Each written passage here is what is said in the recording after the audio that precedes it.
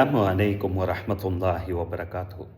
சூரத்து நஹல் 83வது வசனத்தில் இறைவன் இவ்வாறு குறிப்பிடுவான், யஅரிஃபூன நிஅமத்தல்லாஹ், அந்த மனிதர்கள் நன்றாக விளங்கிக் கொள்வார்கள் இது அல்லாஹ்வினுடைய அருள்தான் என்று. ஒவ்வொரு மனிதனிடம் இருக்கக்கூடிய பொருளாதாரங்களாக இருக்கட்டும், ஆரோக்கியமாக இருக்கட்டும், உறவுகளாக இருக்கட்டும், சொந்த பந்தங்களாக இருக்கட்டும், அதிகாரங்களாக இருக்கட்டும், எல்லாமே அல்லாஹ்வினுடைய அருள் என்பதை எல்லா மனிதர்களும் விளங்கிக் கொள்வார்கள். என்றாலும் இன்கீரோனஹா, ஒரு வசதி வாய்ப்புகள் வந்ததற்கு பின்னால் அதனை அல்லாஹ்வினுடைய அருள் என்பதை ஏற்றுக்கொள்வதில் நிராகரிக்கக்கூடியவர்களாக இருக்கிறார்கள்.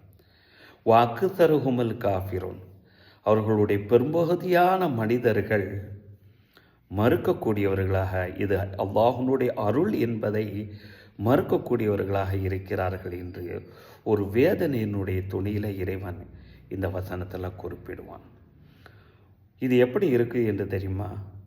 நம்மளுக்கு தெரிந்த ஒரு நபர், அந்த நபர்னுடைய கஷ்ட நஷ்டங்கள்லேருந்து இன்பங்கள்லேருந்து எல்லாமே ஒன்றாக பங்கெடுத்து அந்த மனிதனுடைய வளர்ச்சிக்கு எல்லா விதத்திலும் உறுதுணையாக இருந்த நாம் அவரை சந்திக்கக்கூடிய நேரத்தில் அந்த நபர் நம்மளை உதாசீனப்படுத்தினால் நம்மளுடைய மனநிலை எந்த அளவுக்கு இருக்குமோ, இந்த அளவுக்கு துரோகியாக மாறிட்டானே, இந்த அளவுக்கு மாறிட்டானே என்று சொல்லக்கூடிய மனநிலைக்கு நம்ம இருப்போம் அல்லவா?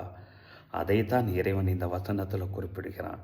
உனக்கு எல்லா வளமும் தந்து எல்லா சிறப்பும் தந்ததற்கு பின்னாலும் உன்னுடைய வளர்விலும் உன்னுடைய வளர்ச்சியிலும் உன்னை படைப்பிலும் உறுதுணையாக இருந்தேன் நான், என்னுடைய அருளை கூட நீ மறந்துட்டீலாங்கிற அந்த வேதனையை தான் இறைவன் இந்த வசனத்தில் குறிப்பிடுகிறான். நபித்தோழர் அப்துல்லாஹி இப்னு அப்பாஸ் ரலியல்லாஹு தஆலா அன்ஹு அவர்களுக்கு நபிகள் நாயகம் ஸல்லல்லாஹு அலைஹி வஸல்லம் அவர்கள் இவ்வாறு உபதேசித்ததாக ஜாமிஉ திர்மிதி, முஸ்னத் இமாம் அஹ்மத் போன்ற ஹதீஸ் நூல்களில் பதிவு செய்யப்பட்டிருக்கு. இஹ்ஃபதில்லாஹ், அல்லாஹ்வை நீ தேடிக்கொள், அல்லாஹ் கொடுத்த அந்த சட்டங்களை பாதுகாத்துக்கொள். தஜிதாமாபக்க, இறைவனை நீ முன்னால் பெற்றுக்கொள்வாய். தஅர்ரஃப் ஃபிர்ரஹா, தஅர்ரஃப் இலல்லாஹி ஃபிர்ரஹா, நீ எப்பொழுதுதான் சந்தோஷமாக வளர்ச்சியில் இருக்கிறியோ, உயர்வில் இருக்கிற அப்பொழுதெல்லாம் இறைவனை நீ நினைவுகொள்.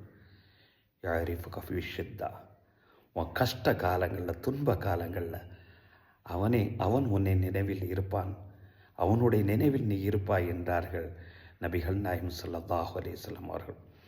நம்மளுடைய சந்தோஷமான நேரத்தில் நம்ம நண்பன் நம்மளை நினைச்சா தானே அவன் கஷ்டப்படக்கூடிய அந்த காலகட்டத்தில் நாமும் நினைப்போம். இதுதான் இறைவனை நம்மளிடம் எதிர்பார்க்கிறான்.